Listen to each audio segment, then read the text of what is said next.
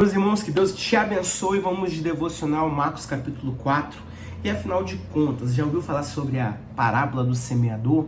Já ouviu falar sobre a parábola da semente? Já ouviu falar sobre a parábola do grão de mostarda? Pois é, o Senhor falou isso no capítulo 4 de Marcos. Antes, se inscreva no canal, tá? Fica comigo até o final do vídeo e teste um comentário.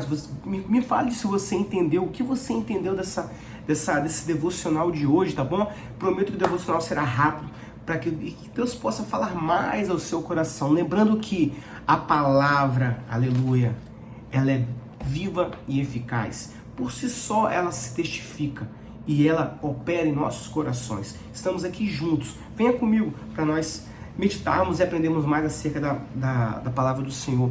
Bom, nós lemos também em Marcos e Mateus a mesma parábola do semeador. É a mesma parábola aqui que vai ser mencionada aqui, é a mesma parábola do semeador lá atrás, em Mateus.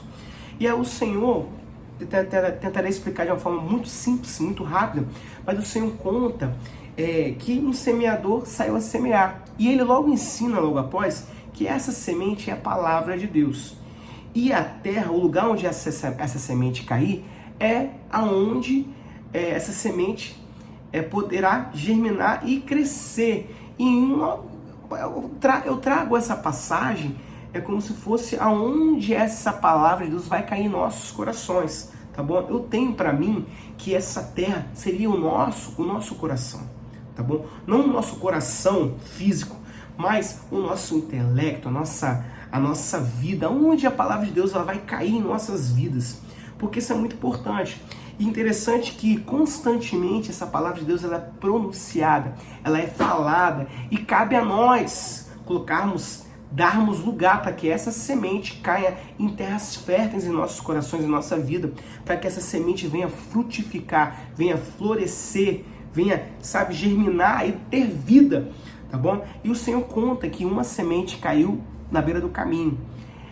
Quando a semente cai na beira do caminho, o Senhor trata essa situação como a pessoa que recebeu a semente, logo se alegrou, mas de forma bem rápida o inimigo vem e come, né? Ele faz associação aos corvos, que a semente cai na beira do caminho, os corvos vêm e comem essa semente. É como se fosse a pessoa que recebe a palavra de Deus, mas logo vem o inimigo e toma essa semente, não deixa essa semente germinar.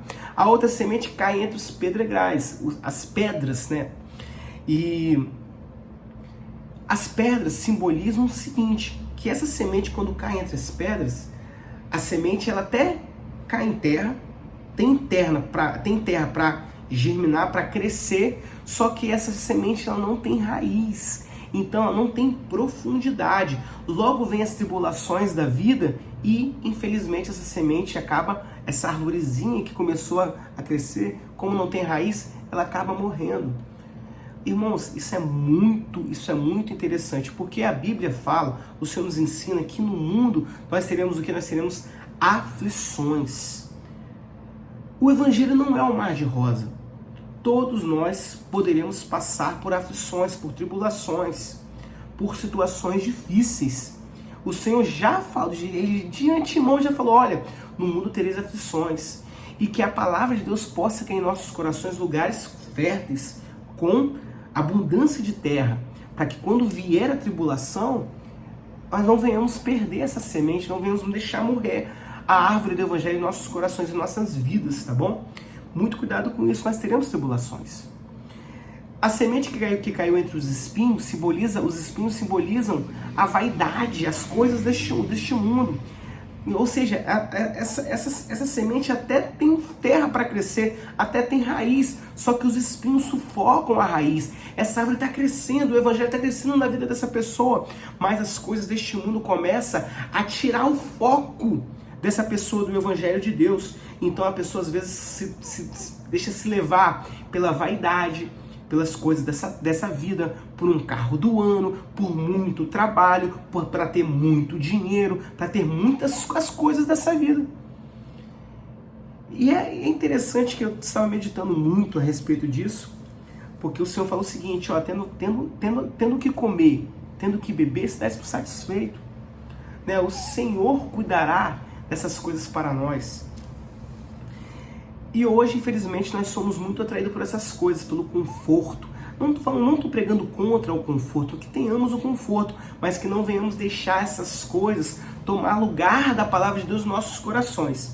E por fim, essa parábola vai falar que a semente caiu em terras férteis, sem pedra, sem espinhos e uma terra boa. Glória a Deus. Essa semente, ela germinou, ela floresceu, ela frutificou, ela deu frutos. Que o Evangelho do Senhor Jesus Cristo possa cair em nossos corações em lugares frutíferos, em terras férteis, tá?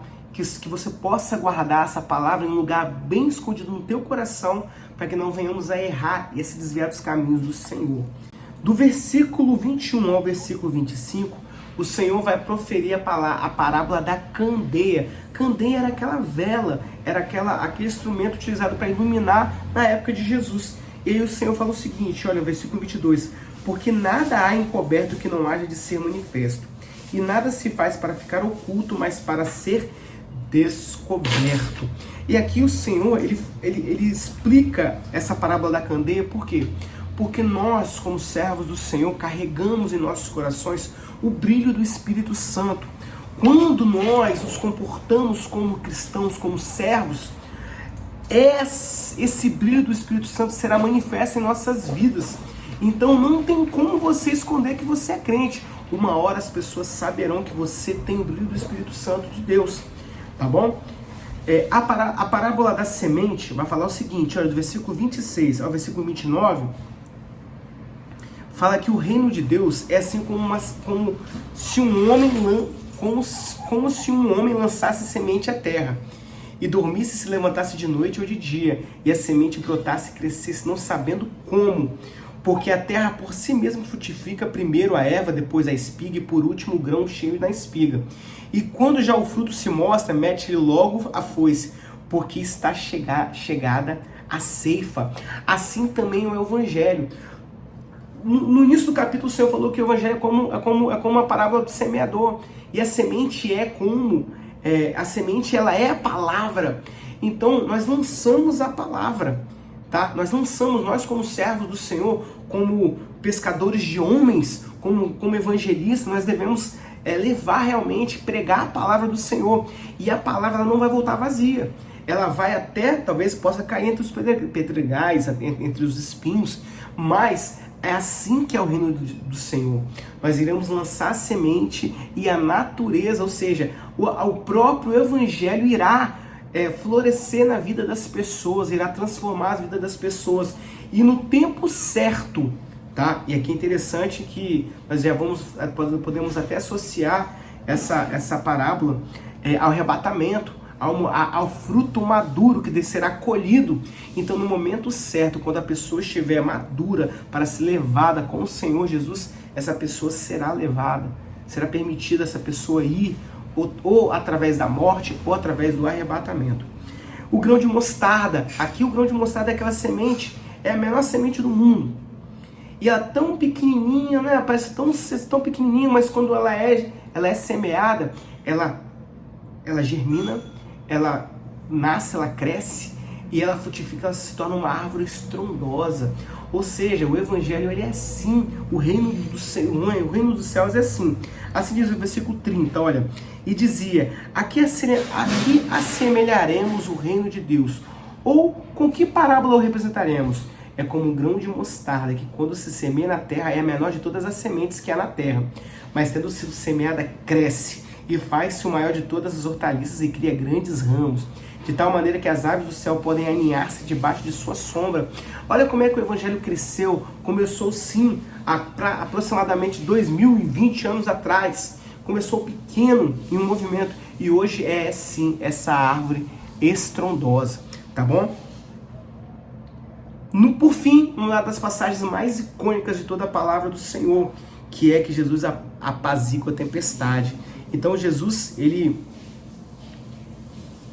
estava no barquinho, pregando a multidão, orientou os seus discípulos que sempre deixassem um barquinho para que ele pudesse usar o barquinho para realizar as pregações.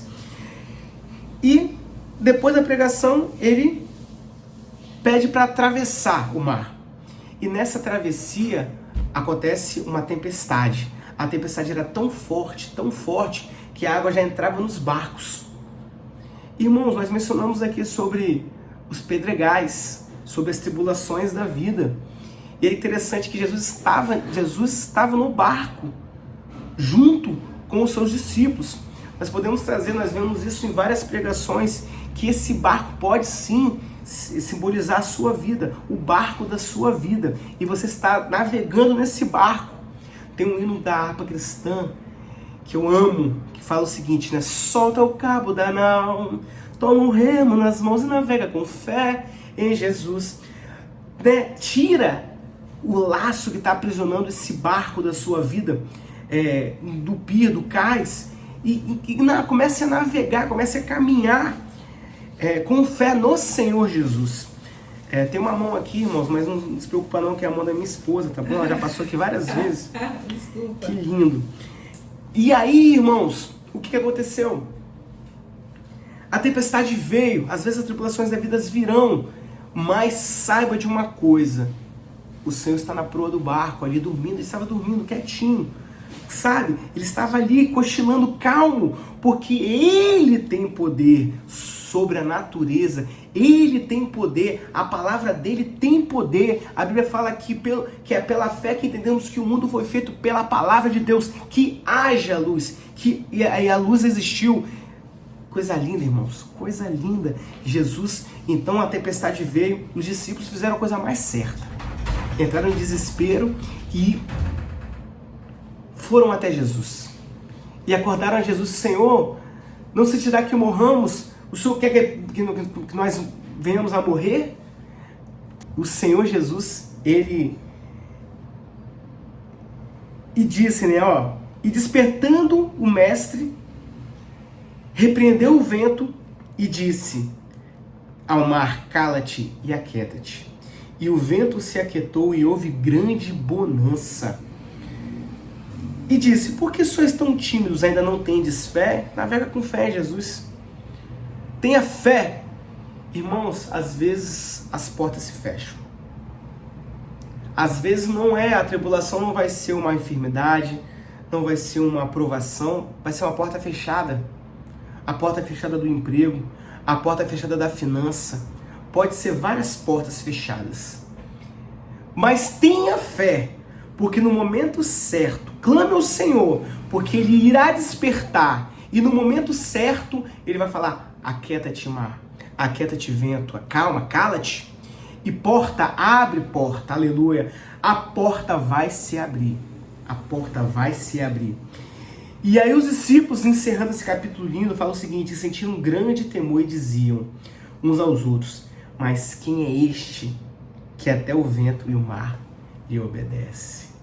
Ele é o Rei dos Reis. Ele é o Rei dos Reis. E Ele tem poder para acalmar a tempestade na sua vida, na minha vida. E que neste devocional, o momento que você está escutando esse devocional, que o Senhor possa entrar com providência na sua necessidade, dizer: aquieta-te, acalma-te. E que Ele possa falar também aos nossos corações: acalma o coração. Crês em Deus, porque estás aflito, ó minha alma. Crês em Deus. Descansa no Senhor. Aleluia. E que Deus possa falar mais ao teu coração. Então não se esqueça, escreve aqui o que os irmãos entenderam, tá? E nem que seja um foguinho, seja um ok, seja um joia, seja bênção, tá? E compartilhe e se inscreva no canal. E que Deus possa falar mais ao seu coração.